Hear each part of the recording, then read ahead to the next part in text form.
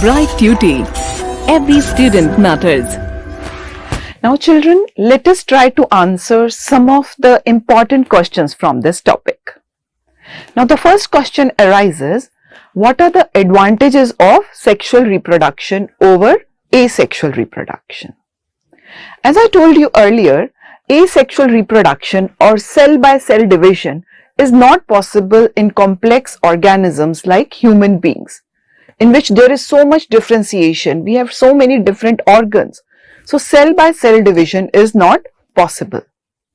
Moreover, during sexual reproduction, half the chromosomes from male and half the chromosomes from female fuse together to form a new organism. Now, this new organism, although it will be similar to the parents, but it will not be the exact copy. So this gives individuality to us. So this is one of the advantage of sexual reproduction. It gives individuality. The second important advantage is during sexual reproduction, during the process of DNA copying, what happens? There are certain changes. The DNA copying is not a foolproof process, So when a new combination is formed, this leads to certain variations. These variations are very common in sexual reproduction. These variations, most likely, they help the new organism to adapt to the environment. So the new organisms, the new generations are more adaptive to the environment and they are able to survive even if there are changes in the environment. Now, the second function related to human reproductive system is what is the function of testes in males? So in males, the testes are the main primary sexual organs. There are two main functions. First, they produce the male gamete that is called the sperm cell. The second important function is they release the hormone called testosterone, which is responsible for development of secondary sexual characters and also regulating the production of sperms from testes. So the two functions of testes are production of the male gamete, sperms, and second is production of the sex organs, male sex hormone, that is testosterone. Now another question arises, what is the function of ovaries in females? Just like males have testes, the primary sex organs in females are ovaries. They too have two main functions. First, they release the female gamete, that is the egg cell or the ovum. Second function is they release hormones. First, the important hormone is estrogen, which is responsible for development of secondary sexual characters in females. Another important hormone releases progesterone during pregnancy, oxytocin during childbirth. So they release important female sexual hormones. Next question is, why menstruation occurs in females? Now, as I told you, in a cycle of 28 days, one follicle develops into an egg cell or the ovum, which is released into the fallopian tube. Now, the life of each egg cell is about 48 hours. If the sperm is not available for fertilization, this egg cell will die and ultimately removed from the body. During these 28 days, when one follicle is maturing into egg, the uterus starts preparing itself to receive the embryo, to give nourishment to the embryo. So a thick lining is formed around the uterus, which is made up of blood, mucus and other nutritive things to prevent the embryo from the shock and to give it nutrition. So once fertilization does not take place, this lining is not required.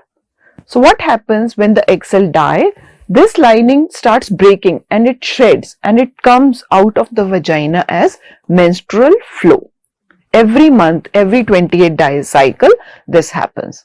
So that is the reason for menstrual flow in females. The next question is, if fertilization takes place, how does this growing embryo gets nutrition for its growth and development? Now, this embryo gets embedded into the uterus or the womb of the mother.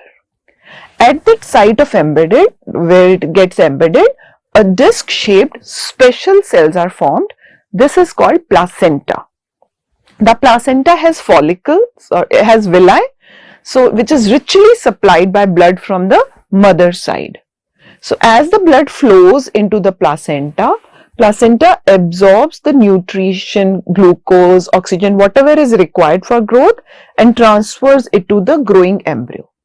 So this way the growing embryo gets nutrition from the mother's blood itself. And also this placenta has one more role to play. It takes away the waste products, carbon dioxide, urea and other waste products from the embryo and the growing fetus and puts it into the mother's blood, right? So that is why during pregnancy, mothers must take care of their diet. They need good nutrition diet for their body as well as for the growing fetus. Now, another question is, why do some couples need contraceptive measures? Now, sometimes the couple is not ready to have a baby. They are not ready for pregnancy. So, in such cases, they must use contraceptive measures. Another reason for using contraceptive devices, especially the physical method, is to prevent the STDs, that is, sexually transmitted diseases. The third reason is if they want a space, a gap between two children, they can use the contraceptive methods. Now, what are the various contraceptive methods? I hope you remember.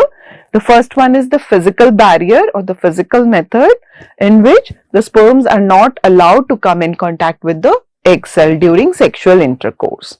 For example, condom used by males or the diaphragm, cervical caps, such devices used by females. Under physical barrier method, there are one more type, that is IUCDs, intrauterine contraceptive devices. They are put into the uterus by doctors and they prevent the fertilization of sperms and ovums. The second is the chemical method or the hormonal method, in which certain hormones are given in the form of pills. They create certain hormonal imbalances in the body of the females, which does not allow the ovum to get mature or released. They have their own side effects. The third is the surgical method, in which the fallopian tube, or in males the vas deferens, is blocked, and these methods are they don't have any side effect, and moreover they can be reversed as and when required. They can be reversed surgically. These are the various contraceptive methods. Now the next question is, if a female is using copper T, is she sure that she can prevent occurrence of some STD? No, because in case of copper T, what happens? It is placed inside the uterus here. So, but when during sexual intercourse, the body fluids do come in contact with each other. So, the sexually transmitted disease, the STDs, can transfer from an unhealthy infected male to the female. So, the best way to prevent STD is use of physical barriers like condoms, diaphragm or cervical caps.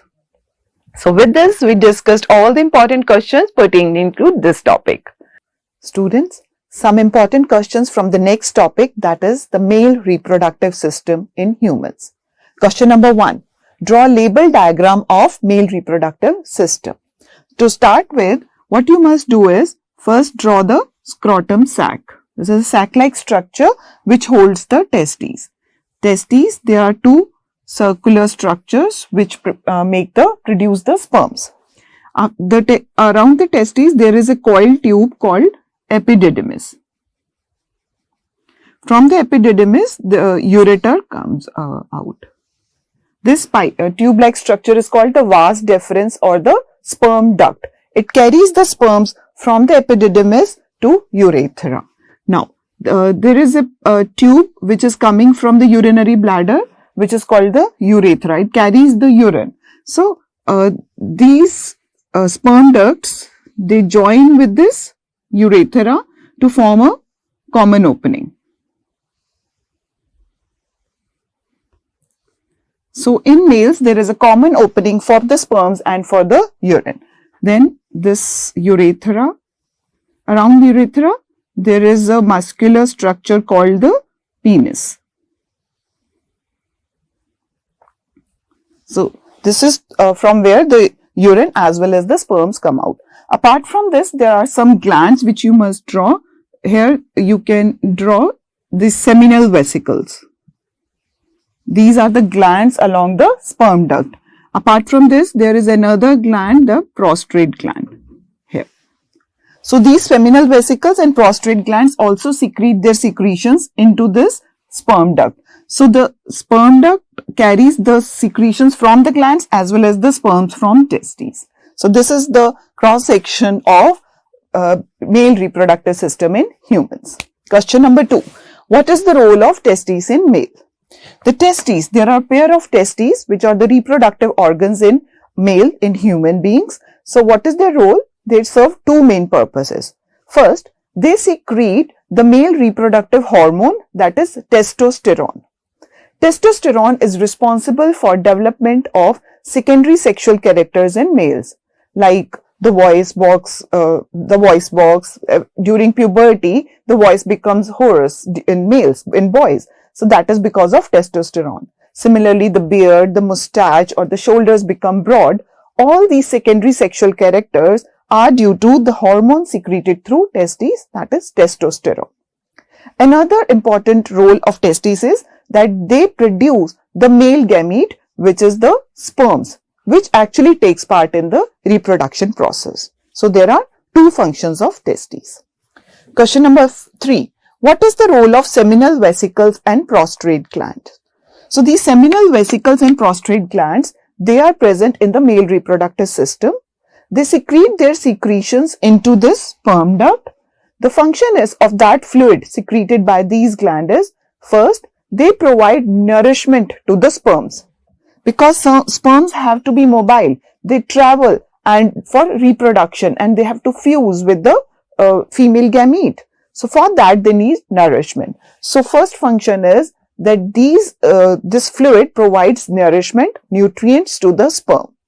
Second function is that this fluid actually acts as a lubricant and provides mobility to the sperms. It makes it easy for the sperms to move in that fluid. So this is the male reproductive system and the function of each part. I hope it's clear to you. Let's move on to the next topic. Students, now some important questions from the next topic, that is the female reproductive system. Right? So first question, draw a label diagram of the female reproductive system. For that, first you need to draw the fallopian tube and the uterus.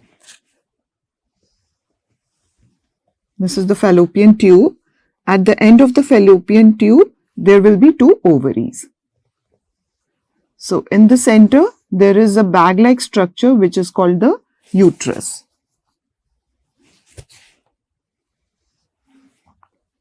Uterus has a small opening called the cervix, and then there is vagina.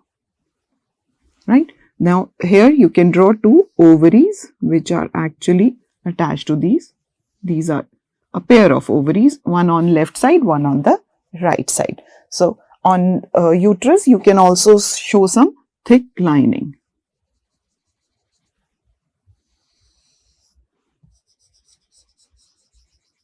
So this is the diagram of a female reproductive system. The ovaries, fallopian tube, then the uterus, lining of the uterus, cervix and vagina. Right? Next question. Question number 2. What is the role of ovaries in females? There are a pair of ovaries in female reproductive system. The two main functions are, firstly, it produces the female gamete, that is the egg cell or the ovules, right? The ovaries produce it and release it into the fallopian tube. Second important function is that they release the hormone, which is the estrogen. Estrogen is the female reproductive hormone and it is responsible for all the secondary sexual characters in females after puberty. So the two main functions of ovary. Next question, describe the menstrual cycle. So in females, there is a 28 days of cycle which is called the menstrual cycle. Now after 28 days, the ovaries produce one ovum. Now it is unlike males. In males, sperms are formed continuously. So at a time, millions of sperms are released. But in females, one egg cell one ovum is released in 28 days. So once the ovum is released from the ovary into the fallopian tube, it lasts for 24 to 48 days. After that, it degenerates. If there is no fertilization with the sperm, this egg cell will degenerate because it is not getting fertilized. Now, when an egg cell is being formed, it takes 28 days. When one egg cell is being formed, the uterus, it starts preparing to receive the growing embryo, right? So the lining starts forming, lining of soft tissues, fibers, and a lot of blood capillaries. So this lining starts forming, it thickens during those days. Now once there is no fertilization, so after 24 to 48 hours, this egg cell will degenerate. So there is no use of this lining on the uterus. What will happen? It will start shedding. It starts breaking up and degenerates, and it starts shedding, and it comes out as menstrual flow. So this complete cycle of 28 days is called a menstrual cycle. This happens in case there is no fertilization when the egg cell is released. Next question. How does the growing embryo gets nourishment? Now this happens when there is fertilization. So egg cell is released and there is a sperm which fertilizes with the egg cell to form a zygote. Zygote grows into an embryo, and embryo travels along this path of fallopian tube and gets embedded here on the uterus wall. This growing embryo gets embedded into the uterus wall. At this spot, there is a disc-shaped tissue which is called placenta. So it is through placenta that the growing embryo gets nourishment from the mother's body. The placenta is a tissue present in the uterus. On the mother's side, it is richly supplied by the blood vessels, and on the embryo side, it has large number of villi which supplies the nutrients and oxygen to the growing embryo. So the growing embryo gets nourishment from the mother's body, from the blood of the mother's body, through this special tissue called placenta. The next question, what are the various methods of contraception? There are many times when the couple or the mother, they do not want this fertilization to occur. Maybe to control the population, they are not prepared to have a baby, or maybe they want a gap between the two children. Then they use contraceptive methods which actually does not allow the fertilization to take place. So the various method, first is the barrier method, in which they use a physical barrier so that the sperms do not come in contact with the egg cell, like use of condom and diaphragm. Second method is the chemical method. In chemical method, females have to take either the oral pills which are hormonal, and they disturb the hormonal balance, which does not allow the release of egg cell into the fallopian tube. So the fertilization will not take place. Under chemical method, there is one more method, that is the use of copper T. Copper T is inserted into the female reproductive system, and it does not allow the fertilization to take place. And the third one is the surgical method. In surgical method, the fallopian tube is cut and tied up so that the fertilization does not take place. Surgical method can also take place in males. It can be done in which the vas deferens is cut and tied up, and which does not allow the sperms to come out of the penis, right? So barrier method, chemical method, and surgical method. They are the three types of contraceptive methods. Now last question, if a woman is using copper T, will it help in protecting her from STD? Now STDs are sexually transmitted diseases. These diseases occur only when the fluid of a male and the female, they are in contact. One is healthy, one is unhealthy or infected person. If the fluids come in contact, it can lead to sexually transmitted diseases like AIDS, gonorrhea. Now, if a woman is using copper T is a T-shaped device which is inserted by the doctors into the female reproductive system. So it actually blocks the sperm and the passage through which the sperms and egg can actually fertilize. They can fuse. It does not allow the fusion, right? But it does not protect the female body from STDs. Why? Because it allows the it allows the fluids to come in contact with each other. The male fluid and the female fluid, body fluids, they come in contact. That is why it does not protect from STDs. For protection of STDs, the barrier methods are the best, right? So that is all from this chapter. I've taken up important questions from all the topics. Thank you.